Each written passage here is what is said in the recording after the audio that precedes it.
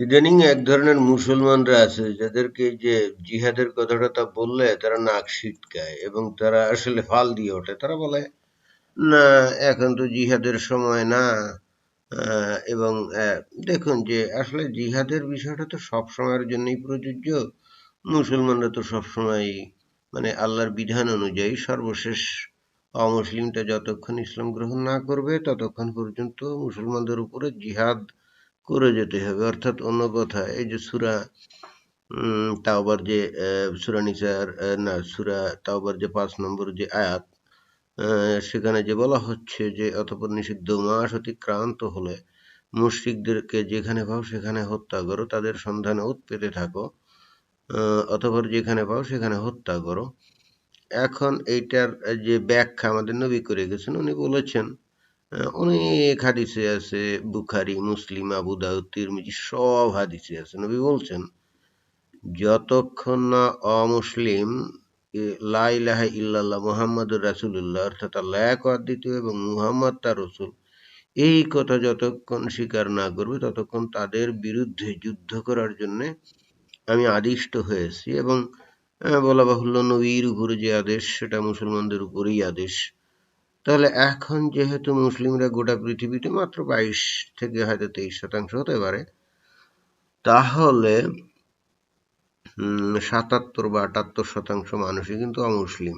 সুতরাং এই মতো অবস্থায় সমস্ত মুসলমানরা কিন্তু অলওয়েজ যুদ্ধের মধ্যেই আছে অমুসলিমদের সাথে। অন্য কথায় দুনিয়ার সব মুসলমানই কিন্তু অমুসলিমদের সাথে জিহাদে আছে।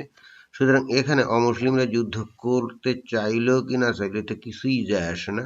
মুসলমানরা কিন্তু অলওয়েজ তারা জিহাদের মধ্যেই আছে। দে are always in the situation of jihad with non-Muslims all time. এখন এই জিহাদের কথাটা বললে অনেকে ফাল দিয়ে ওঠে। তারা বলে যে না, এখন তো জিহাদের সময় না। তাদের উদ্দেশ্যে আমার এই ভিডিওটা করে, যে দেখুন এখানে এই যে সুনান আন-নাসাই, এই যে দেখুন যে সুনান আন-নাসাই ইসলামিক ফাউন্ডেশন থেকে প্রকাশিত অধ্যায় হলো ২৪ হজের নিয়ম পদ্ধতি। দেখুন যে এখানে কি বলছে আল্লাহর নবী। হাদিস নম্বর হলো ২৬২৫। এখানে বলছে যে আবু হুরায়রা রাদিয়াল্লাহু আনহু থেকে বর্ণিত, তিনি বলেন, এক ব্যক্তি রাসূলুল্লাহ সাল্লাল্লাহু আলাইহি ওয়াসাল্লামকে জিজ্ঞাসা করলো, ইয়া রাসূলুল্লাহ, কোন আমল সর্বোত্তম? তিনি বললেন, আল্লাহর উপর ঈমান আনা। অবশ্যই আল্লাহর উপর তো প্রথম ঈমান আনতে হবে, এইটাই তো সর্বপ্রথম কাজ। তো একবার আপনি আল্লাহর উপরে ঈমান এনে ফেলেন, ইটস তারপরে কি বলছে? সে বলল, এরপর কোনটি? তিনি বললেন, আল্লাহর রাস্তায় জিহাদ করা। ওই ব্যক্তি আবার জিজ্ঞেস করলো, তারপর কোনটি? তিনি বললেন, হজে মাবরুর। তার মানে যে আল্লাহ নবী বলছেন যে সব একজন মুসলমানের জন্য প্রথম কাজটা হলো আল্লাহর উপরে ঈমান আনা, অর্থাৎ আল্লাহ এবং তার নবীর উপরে ঈমান আনা। গুড।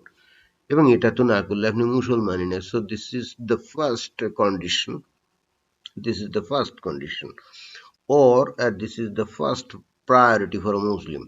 কিন্তু দ্বিতীয় প্রায়োরিটিটা কি? একজন মুসলমানের কাছে দ্বিতীয় সর্বোত্তম কাজটা কি বললেন? যে আল্লাহর রাস্তায় জিহাদ করা।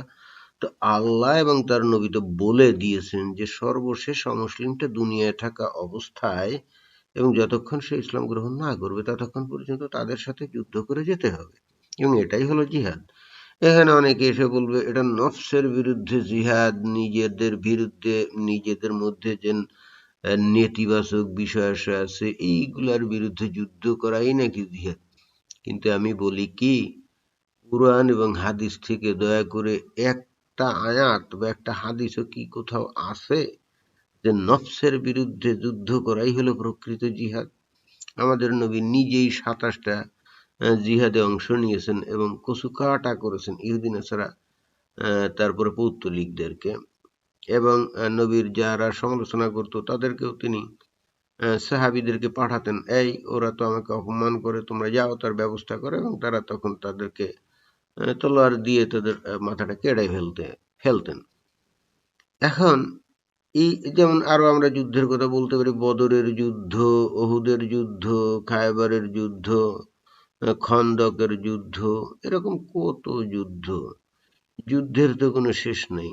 এখন এই যুদ্ধগুলো এগুলোই তো জিহাদ। নবীর আমলে এই জিহাদগুলো যে বা যুদ্ধগুলো যে করা হতো সেগুলো কাদের বিরুদ্ধে? ওই যারা ইসলাম গ্রহণ করতো না তাদের বিরুদ্ধেই তো। এবং এটাই হলো প্রকৃতপক্ষে কোরআন হাদিসে বর্ণিত জিহাদ। যেমন সূরা তাওবার ৫ নম্বর আয়াতে যে বলা আছে, নিষিদ্ধ মাস অতিক্রান্ত হলে মুশরিকদেরকে যেখানে পাও সেখানে হত্যা করো। তো হত্যা করার এই বিষয়টা, অর্থাৎ যেহেতু মুশরিকরা ইসলাম গ্রহণ করেনি তাহলে তাদেরকে হত্যা করতে হবে, এই বক্তব্যটা এখানে আছে। এখন কেউ যদি বলে যে হত্যা করার অর্থ হলো নিজের মানে ভিতরে যে খারাপ বিষয়গুলো আছে, লোভ, লালসা, স্বার্থপরতা, হীনমন্যতা ইত্যাদি যে নেতিবাচক বিষয় আছে, এইগুলাকে হত্যা করার কথা এখানে আল্লাহ বলছে। যদি তাই বলে তাহলে তো হবে না। এগুলো হলো আধুনিক কালে এসে যারা নাকি এই যে জিহাদের মাঠে যারা যেতে ভয় পায়, যারা নাকি এই যে কাফির, মুনাফিক, মুশরিক, মুরতাদ এদেরকে হত্যা করতে ভয় পায়, তারা আসলে এগুলো নতুন করে তৈরি করে আল্লাহর নবীর নামে চালাচ্ছে যে এটাই হলো জিহাদ। আমি তাদের উদ্দেশ্যে বলতে চাই, এবং অধিকাংশ যে মানুষ, অধিকাংশ যে মুমিন মুসলমান আছে যারা নাকি জিহাদের নাম শুনে ফাল দিয়ে ওঠে, তাদের উদ্দেশ্যে বলতে চাই যে আপনারা যে এই সমস্ত বানিয়ে বানিয়ে কথা বলেন আল্লাহর নবীর নামে, আপনারা কি জানেন যে আল্লাহর নবী যেটা বলেননি, যদি কেউ বানিয়ে বানিয়ে সেই কথাগুলো বলে, হতে পারে সেটা ভালো কথা, হতে পারে সেটার চাইতে ভালো কথা আর দুনিয়ায় নেই, কিন্তু আল্লাহর নবী পরিষ্কার বলে দিয়েছেন যারা নাকি আমার নামে বানিয়ে বানিয়ে কথা বলবে তারা হলো মুনাফিক। সুতরাং এই জিহাদকে যারা নাকি নফসের বিরুদ্ধে জিহাদ বলে, অর্থাৎ নিজের ভিতরে আত্মশুদ্ধির জন্য জিহাদ বলে, অর্থাৎ ভিতরে যে নেতিবাচক বিষয়গুলো আছে, ওই যে লোভ, লালসা, স্বার্থপরতা, হীনমন্যতা, এদের বিরুদ্ধে জিহাদ বলে যারা ব্যাখ্যা করে এবং যারা এই ব্যাখ্যাগুলো শুনে খুশি হয়, তারা কিন্তু মুনাফিকির মানে ফান্দে পড়ে যাচ্ছেন। সুতরাং আপনারা যদি প্রকৃত মুমিন মুসলমান হন তাহলে আপনাদের জীবনে এখন ফার্স্ট প্রায়োরিটি হচ্ছে জিহাদ করা। কারণ আপনাদের তো প্রথম প্রায়োরিটি যে হাদিসে যে বলা হলো যে আল্লাহর উপর ঈমান আনা, তো ওটা তো আপনারা এনে ফেলছেন। ফেলার পরে তো ওইটা টপ প্রায়োরিটি থাকলো না, অর্থাৎ প্রথম প্রায়োরিটিতে আপনি ফুলফিল করে ফেলছেন। Now the question of the second priority, right? And the second priority is fighting against non-Muslims until they convert to Islam. But if you hear this type of fighting or jihad, then you jump up and you say, oh, no, no, no, no, no, no, no, now we are not in fighting with non-Muslims. No non-Muslims is coming to attack me, so there is no need of fighting at all. No, এই সমস্ত আপনাদের মিষ্টি কথা এখানে চলবে না। সূরা তাওবার ৫ নম্বর আয়াত অথবা ২৯ নম্বর আয়াতে কি বলছে? ২৯ নম্বর আয়াতে তো পরিষ্কার বলছে, তোমরা যুদ্ধ করো আহলে কিতাবের ওই লোকেদের বিরুদ্ধে যতক্ষণ না তারা আহ জিজিয়া কর দেয়, যতক্ষণ না তারা আল্লাহর নবী যা নিষেধ করেছেন তা হারাম না করে, যতক্ষণ না তারা লা ইলাহা ইল্লাল্লাহ না বলে, অর্থাৎ অন্য কথায় যতক্ষণ তারা ইসলাম গ্রহণ করবে না ততক্ষণ পর্যন্ত তাদের বিরুদ্ধে যুদ্ধ করে যেতে হবে। এখানে ওই আহলে কিতাব বা মানে কাফেরদের মূল অপরাধ কি? তারা ইসলাম গ্রহণ করে নাই। This is the most notorious crime in Islam, that is if a person doesn't accept Islam, that's the most notorious crime as per the ruling of Islam. সুতরাং এখানে ইসলামে অন্য যে কোনো অপরাধের বিষয় আপনি বলেন, যেমন কাউকে হত্যা করলেন, চুরি করলেন, ডাকাতি করলেন, এটাতে যে বড় অপরাধ না হবে যদি কোনো অমুসলিম ইসলাম গ্রহণ না করে, এইটা তার চাইতে বেশি অপরাধ, অর্থাৎ ইসলাম গ্রহণ না করাটাই অপরাধ। এখানে এমন না যে নন মুসলিম মুসলমানদেরকে আক্রমণ করবে দেন তার বিরুদ্ধে যুদ্ধ করতে হবে, বিষয়টা তা না।